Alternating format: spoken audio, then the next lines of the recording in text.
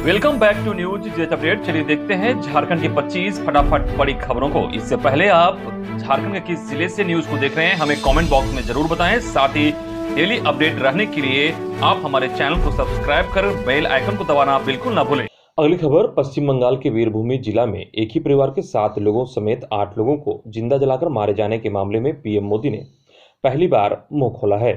उन्होंने बंगाल के लोगों से आग्रह किया है कि ऐसी वारदात को अंजाम देने वाले लोगों को, ऐसे अपराधियों का हौसला बढ़ाने वाले लोगों को कभी माफ न करें। 8 लोगों की मौत पर प्रधानमंत्री नरेंद्र मोदी ने शोक व्यक्त किया, साथ ही राज्य सरकार को हर संभव मदद देने का आश्वासन भी दिया। अगली खबर, उत्तर प्रदेश समेत 5 राज्यों में विधानसभा चुनाव की प्रक्रिया पूरी होते ही पेट्रोल, डीजल और रसोई गैस की कीमत में बढ़ोतरी के खिलाफ बुधवार को झारखंड महिला कांग्रेस ने रांची में आक्रोश मार्च निकाला और अल्बर्ट एक्का चौक पर गैस सिलेंडर थाली के साथ प्रदर्शन किया। झारखंड महिला कांग्रेस की अध्यक्ष गुंजन सिंह ने कहा कि महंगाई को रोकने में केंद्र की नरेंद्र मोदी की सरकार पूरी तरह फेल साबित हुई है। खाने पीने के सामान से लेकर पेट्रोल, डीजल तक के दाम बढ़े हैं। महंगाई पर सरकार का कोई नियंत्रण नहीं है। सरकार की इस नाकामी के खिलाफ महिला कांग्रेस अब चुप नहीं बैठेगी। 26 मार्च को राज्य की सभी जिलों में महिला कांग्रेस की सदस्य आंदोलन करेगी। अगली खबर, आज से शुरू हो रही झारखंड में मैट्रिक और इंटरमीडिएट की परीक्षा। मैट्रिक में 3,99,010 विद्यार्थी और इंटर में 2,81,436 विद्यार्थी होंगे शामिल। जैक की ओर से जारी आंकड़ों के अनुसार मैट्रिक परीक्षा के सफल आयोजन के लिए राज्य भर में 1,256 सेंटर बनाए गए हैं, जहां कदाचार मुक्त परीक्षा आयोजित होगी। परीक्षा के दौरान इन सेंटर्स पर कोविड गाइडलाइन का भी ख्याल रखा जाएगा। इस तरह इंटर की परीक्षा के लिए 680 केंद्र बनाए गए हैं। अगली खबर, पेशा नियमावली बने, अनुसूचित क्षेत्रों में पंचायत चुनाव पर संशय।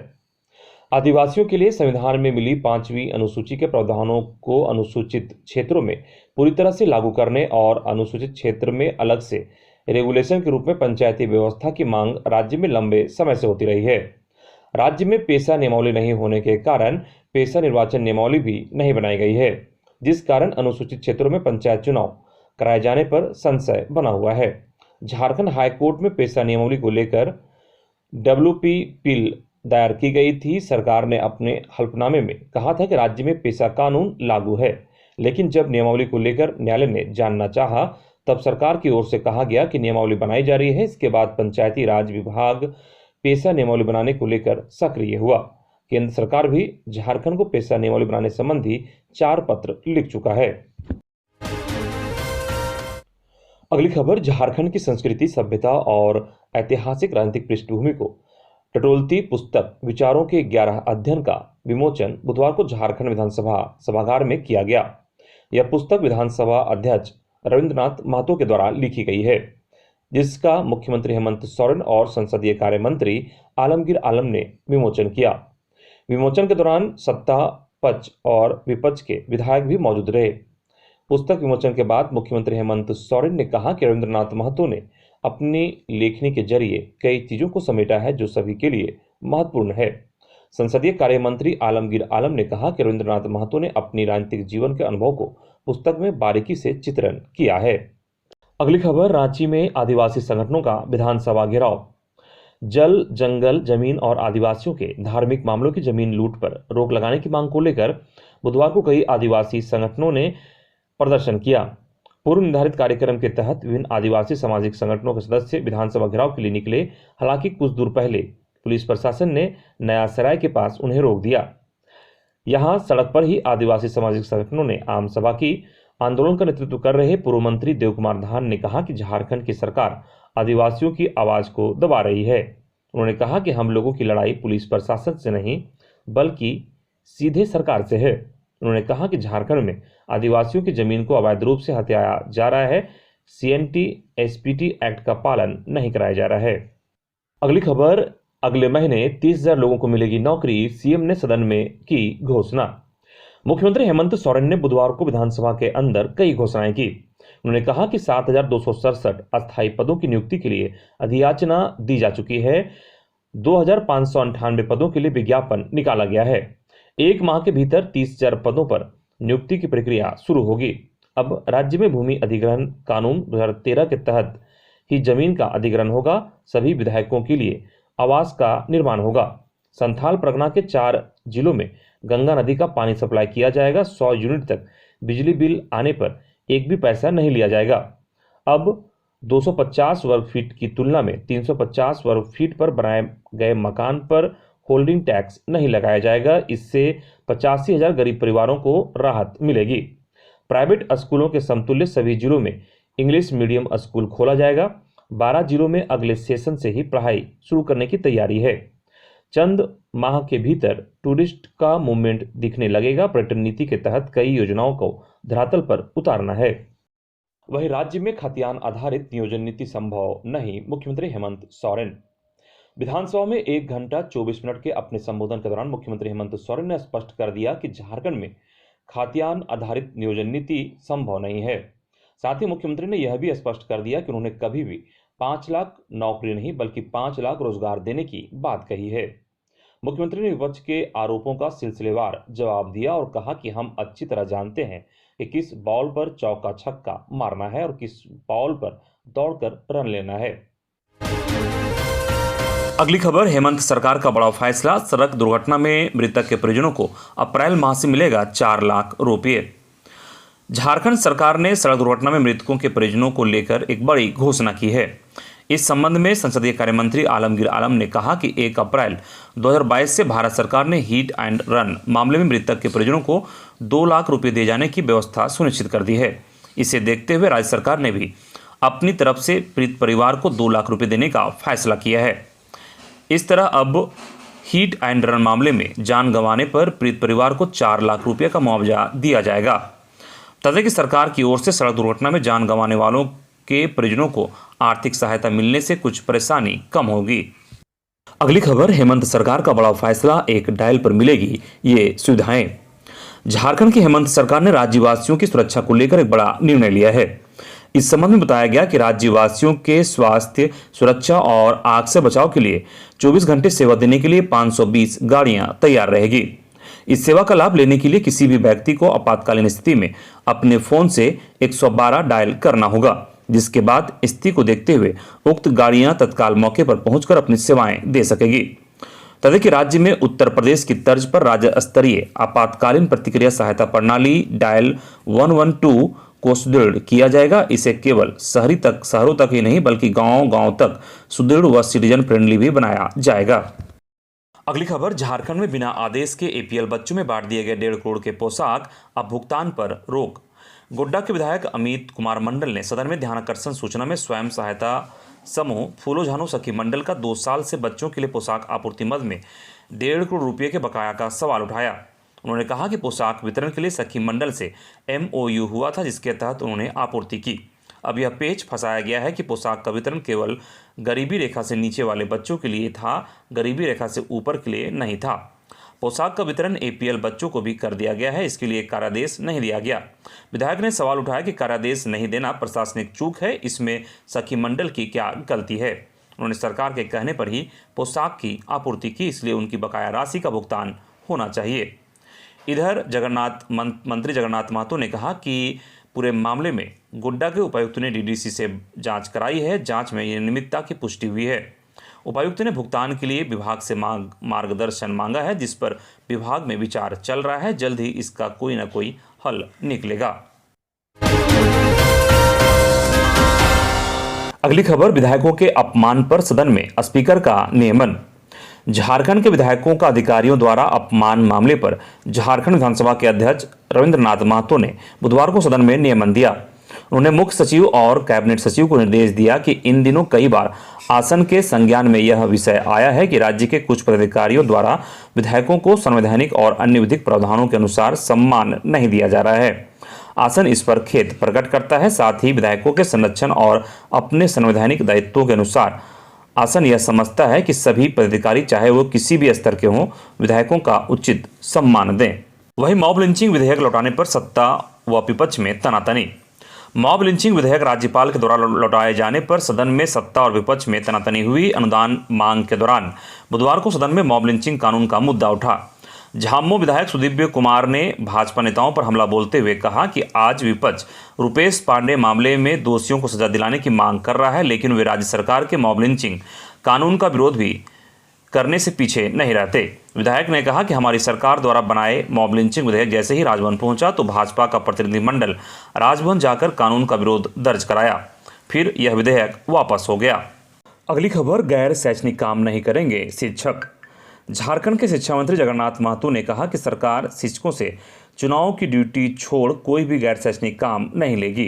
उन्होंने यह भी कहा कि पिछली सरकार की तरह वर्तमान सरकार शिक्षकों को शराब बेचने में नहीं लगाएगी। शिक्षा मंत्री झारखंड विधानसभा में भाजपा विधायक सीपी सिंह के अल्पसूचित प्रश्न का जवाब दे रहे थे। शिक्षा मंत्री जगन्नाथ महतो ने माना कि पहली से 5वीं के 71% बच्चे कोरोना में शिक्षा से वंचित रहे हैं, लेकिन कहीं भी शिक्षकों को गैर शैक्षणिक कार्य में नहीं लगाया जाता है। कोई भी शिक्षक मुर्गा मुर्गी गिनने में नहीं लगाए जाते हैं। अगर ऐसा है तो वे चैलेंज करते हैं कि विधायक सीपी सिंह यह बताए। इस दौरान जब भाजपा विधायक सीपी सिंह ने कहा कि शिक्षक बीएलओ का काम कर रहे हैं, वे स्कूलों में बच्चों को पढ़ाना छोड़ यह गैर शैक्षणिक कार्य कर रहे हैं। इधर धनबाद के डी नोबली स्कूल के छात्र की संदिग्ध मौत, परिजनों ने लगाया मारपीट का आरोप। धनबाद के सिंदरी डी नोबली स्कूल में पढ़ने वाले 10वीं कक्षा के छात्र 15 वर्षीय अस्मित आकाश की संदिग्ध मौत हो गई। स्कूल प्रबंधन का कहना है कि तबीयत बिगड़ने के कारण उसकी मौत हुई है। वहीं छात्र के पिता का कहना है कि छात्र की तबीयत खराब होने के बाद उन्हें स्कूल बुलाया गया था, लेकिन उन्हें बेहोशी की हालत में उनका बेटा अस्मित आकाश मिला। इसके बाद वह आनंद फानंद में उनके बेटे को इलाज के लिए SNM-MCH धनबाद लेकर पहुंचे, जहां उसकी मौत हो गई। छात्र के परिजनों का आरोप है कि स्कूल में उनका बेटा बेहोशी की हालत में मिला था। इसके अलावा उन्होंने आशंका जाहिर की है कि उनके बेटे के साथ स्कूल में मारपीट की गई है। परिजन स्कूल के सीसीटीवी की जांच कराने की मांग कर रहे हैं। अगली खबर, सदन के बाहर विधायक अंबा प्रसाद ने दिया धरना, कहा बड़कागांव चिरूडी गोलीकांड के एग्जिस्टिंग जज की अध्यक्षता में हो जांच। बुधवार को झारखंड विधानसभा बजट सत्र से पहले सदन के बाहर हाथों में तख्ती लेकर कांग्रेस विधायक अंबा प्रसाद ने हजारीबाग के बहुचर्चित बड़कागांव चिरूडी गोलीकांड की एग्जिस्टिंग जज की अध्यक्षता में जांच की मांग की। उन्होंने कहा कि जनता की आवाज बनने वाले लोगों को फंसाया गया है और दोषी अधिकारियों को बचाने का प्रयास किया गया है। कांग्रेस विधायक अंबा प्रसाद ने कहा कि बड़कागांव गोलीकांड किसी से छुपा हुआ नहीं है, जहां 4 किसानों को गोली मार दी गई थी। कंपनी को लाभ पहुंचाने के लिए अधिकारियों ने जनता की आवाज बनने वाले तत्कालीन विधायक और पूर्व मंत्री को फंसाने का काम किया और अधिकारियों को क्लीन चिट देने का काम किया गया है। इस मामले में एग्जिस्टिंग जज की अध्यक्षता में जांच की मांग करती हूं। अगली खबर, गढ़वा में 3 साल की बच्ची के साथ दुष्कर्म, आरोपी गिरफ्तार। गढ़वा के रामना थाना क्षेत्र में मानवता को शर्मसार करने वाली घटना घटी है, जहां 3 साल की बच्ची के साथ दुष्कर्म की घटना को अंजाम दिया गया है। बच्ची की मां ने पुलिस से शिकायत की तो तत्काल पुलिस कार्रवाई शुरू की और आरोपी को गिरफ्तार किया। आरोपी पीड़िता के गांव का ही रहने वाला है। मिली जानकारी के अनुसार आरोपी पीड़ित बच्ची के घर अमूमन आया जाया करता था। मंगलवार की शाम आरोपी ने बच्ची को दादी के पास ले जाने के बहाना बनाकर अपने साथ ले गया और 1 घंटे बाद बच्ची को घर छोड़ दिया। इसके बाद आरोपी भाग निकला। बच्ची घर पहुंची तो अचानक तबीयत खराब होने के साथ साथ ब्लीडिंग शुरू हो गया। बच्ची ने पूरी घटना मां को बताई। इसके बाद बच्ची की मां ने रमना थाने में लिखित शिकायत की। वहीं गढ़वा जिले के मझिगांव थाना क्षेत्र स्थित चिरकुटी गांव के भेड़पालक सरयूपाल की पीट पीटकर हत्या, उसके छोटे भाई प्रभुपाल को भी बुरी तरह किया घायल, साथ ही उनकी 40 भेड़ों को भी मार दिया गया। मृतक सरयूपाल गोसांग गांव के पखनाहा टोला में घर बनाकर निवास करता था, जबकि उसका भाई प्रभुपाल चिरकुटी गांव में ही रहता था। जानकारी के मुताबिक उक्त दोनों भाइयों ने गोसांग गांव निवासी धर्मेंद्र पासवान के खेत में भेड़ बैठाया था। खेत में जहां भेड़ बैठाया गया था वहां से कुछ दूर पर कटकट्टा गांव स्थित मकुना आहार में 100 पड़ा हुआ था। साथ ही वहीं पर उनकी 40 भेड़ मृत अवस्था में एक ही जगह पड़े हुए थे। बताया जा रहा है कि मृतक सरयूपाल के 310 और घायल प्रभुपाल के 150 भेड़े थे। शेष भेड़ें गायब हैं। कई भेड़ घायल अवस्था में पड़े हुए थे। उनकी सभी भेड़ों को ट्रैक्टर से इलाज के लिए पशु चिकित्सालय भेजा गया, जबकि मृतक भेड़ों को पोस्टमार्टम के लिए अस्पताल ले जाया गया है। अगली खबर, टेरर फंडिंग मामले में झारखंड हाईकोर्ट में हुई सुनवाई। अगली सुनवाई 25 मार्च को। टेरर फंडिंग मामले के आरोपी आधुनिक पावर लिमिटेड के पूर्व एमडी महेश अग्रवाल, ट्रांसपोर्टर अमित और विनीत अग्रवाल की जमानत याचिका पर बुधवार को झारखंड हाईकोर्ट में बहस हुई। दोनों पक्ष एक दूसरे के दलील का विरोध कर रहे थे। प्रार्थी के अधिवक्ता ने जमानत की मांग की तो एनआईए के अधिवक्ता ने जमानत का विरोध किया। हालांकि अदालत में बहस की प्रक्रिया पूरी नहीं हुई तो अदालत ने फिर 25 मार्च को मामले की सुनवाई की तिथि मुकर्रर की है। अगली खबर, राजमहल के पूर्व सांसद सोम मरांडी का निधन, पूर्व मुख्यमंत्री बाबूलाल मरांडी ने जताया शोक। राजमहल के पूर्व सांसद रहे सोम मरांडी की अचानक तबीयत बिगड़ जाने से उन्हें रांची रिम्स ले जाया जा रहा था। इसी दौरान रास्ते में उनकी मौत हो गई। सोम मरांडी के निधन की खबर मिलते ही भारतीय जनता पार्टी के नेता और राज्य के पूर्व मुख्यमंत्री बाबूलाल मरांडी रिम्स पहुंचे और पूर्व सांसद के निधन पर शोक व्यक्त किया। साथ ही पूर्व मुख्यमंत्री ने परिजनों को ढांढस बंधाया। बता दें कि वर्ष 1998 में राजमहल लोकसभा सीट के लिए हुए उपचुनाव में पहली बार भारतीय जनता पार्टी की जीत हासिल हुई थी। उस जीत में भाजपा प्रत्याशी के रूप में सोम मरांडी ने उस जमाने में कांग्रेस नेता थॉमस हांसदा को एक रोचक और नजदीकी मुकाबले में महज 9 मतों से हरा दिया था। वहीं चारा घोटाले में सजायाफ्ता और पूर्व सांसद आर.के. राणा का भी निधन। पूर्व सांसद रविंद्र कुमार राणा का दिल्ली एम्स में इलाज के दौरान निधन हो गया। उन्हें एक दिन पहले मंगलवार को रिम्स रांची से एयर एम्बुलेंस के जरिए एम्स ले जाया गया था। उन्होंने अपराह्न लगभग 3:30 बजे आखिरी सांस ली। बताया जा रहा है कि आर.के. राणा की मृत्यु मल्टी ऑर्गन फेल्योर की वजह से हुई है। 15 मार्च को रांची के होटवार जेल में तबियत बिगड़ने के बाद राणा को रांची स्थित रिम्स में दाखिल कराया गया था।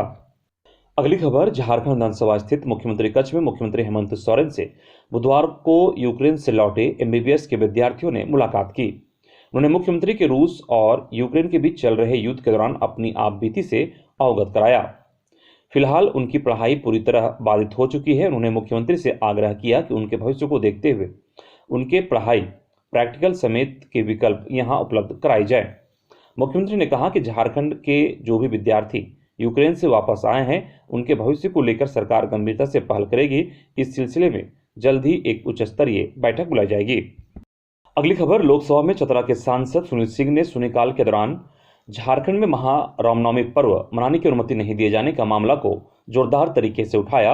इस मामले में भारत सरकार से हस्तक्षेप करने का भी आग्रह किया।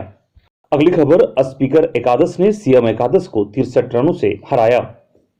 विधानसभा में जनता की समस्याओं से बेबाकी से उठाने वाले विधायकों ने क्रिकेट में भी अपना जलवा बिखेरा। जेएससीए स्टेडियम धुरवा रांची में मुख्यमंत्री एकादश और विधानसभा अध्यक्ष एकादश के बीच मैत्री क्रिकेट मैच खेला गया। विधानसभा अध्यक्ष एकादश की टीम ने मुख्यमंत्री एकादश को पराजित कर ट्रॉफी अपने नाम किया। इस मैच में मैन ऑफ द मैच और बेस्ट बॉलर का खिताब विधानसभा अध्यक्ष एकादश के रणवीर कुमार सिंह को मिला। बेस्ट बैटर की पुरस्कार अमित बंडल और बेस्ट फील्डर का पुरस्कार सुदेश कुमार महतो को प्रदान किया गया। अगली खबर, पश्चिमी सिंहभूम के चक्रधरपुर में टेबो के हलमद और रोगतों में आईडी बम बरामद किया गया नष्ट। पश्चिमी सिंहभूम जिला पुलिस और सीआरपीएफ के जवानों को भारी सफलता हाथ लगी।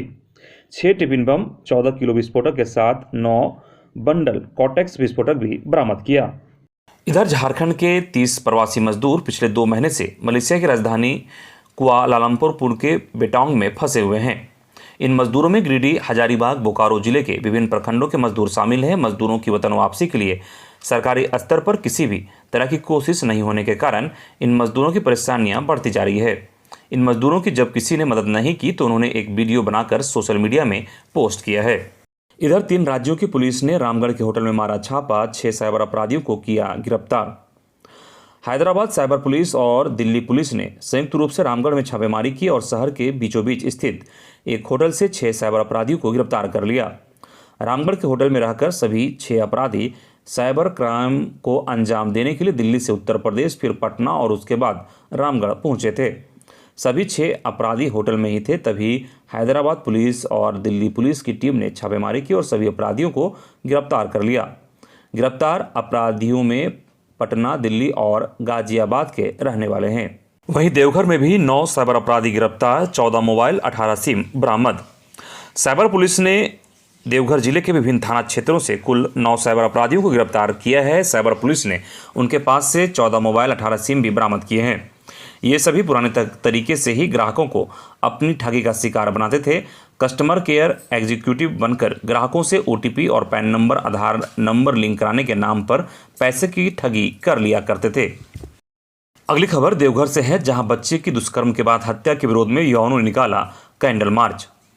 बिहार के बांका जिले के चांदन में पिछले दिनों एक बच्ची की दुष्कर्म के बाद हत्या के विरोध में देवघर के युवाओं ने बुधवार 23 मार्च को कैंडल मार्च निकाला। कैंडल मार्च वीर कुंवर सिंह चौक से शुरू होकर टावर चौक तक गया। इसमें दर्जनों युवा शामिल थे। सभी ने हत्यारों को फांसी की सजा देने की मांग की। बाद में युवाओं ने धरना पर बैठकर मृत बच्ची की तस्वीर पर पुष्प अर्पित कर श्रद्धांजलि अर्पित की।